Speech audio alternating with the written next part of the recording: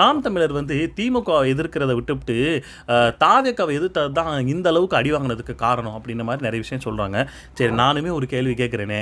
அதாவது நாம் தமிழர் தாவேக்காவை திட்டாமல் வெறும் திமுக மட்டுமே திட்டிகிட்டு இருந்தா தாவேக்காக்காரங்க எல்லாரும் நாம் தமிழருக்கு ஓட்டு போட்டிருப்பீங்களா? நான் உங்கள் மைண்டை ஆல்ரெடி நீங்கள் செட் பண்ணிட்டீங்க. நான் விஜய்க்கு தான் ஓட்டு போட போகிறேன், விஜய் தான் சொல்லி ஒரு மாதிரி நீங்கள் மைண்ட் செட்டை வச்சுட்டு நீங்கள் எந்த மாதிரி சப்பக்கட்டு கட்டினாலும் அதனால் எதே பண்ண முடியாது. நீங்கள் சொல்லலாம், சரி விமர்சிக்கிறது வேற, விஜய் வந்து வேற அந்த சாட்டை துறைமுறைகளாக இருக்கட்டும் நிறைய பேர் வந்து ரொம்ப அசிங்கமாக பேசுகிறாங்கன்னு.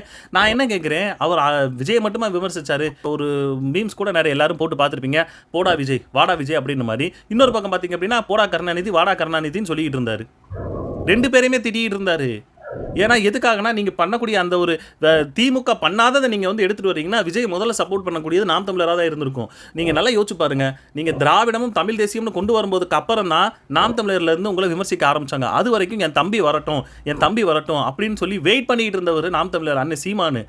அவர் கூட பேச்சுவார்த்தை எல்லாம் பண்ணிவிட்டு கடைசியாக இல்லை நான் அப்படி வரல, நான் இப்படி வர போகிறேன்னு சொல்லி அப்படியே நீங்கள் பிளேட்டை மாற்றி நீங்கள் வரும்போது தான் உங்களை விமர்சிக்கவே ஆரம்பிக்கிறாங்க.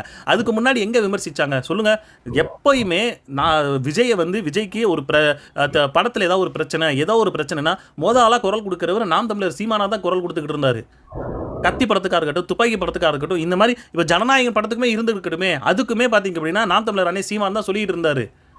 இந்த மாதிரி இவனுங்க வந்து படத்தை வரவே விட மாட்டானுங்க, என் தம்பி படத்தையே வர விட மாட்டானுங்க, அதுக்கு நம்ம போராடி தான் ஆகணும் அப்படின்ற மாதிரி ஒரு படத்தையே வர விட மாட்டாங்க, அரசியலில் வர விட்டுருவாங்களான்ற மாதிரி நாம் தமிழர் சீமானுமே சொல்லிட்டு தான் இருந்தார்.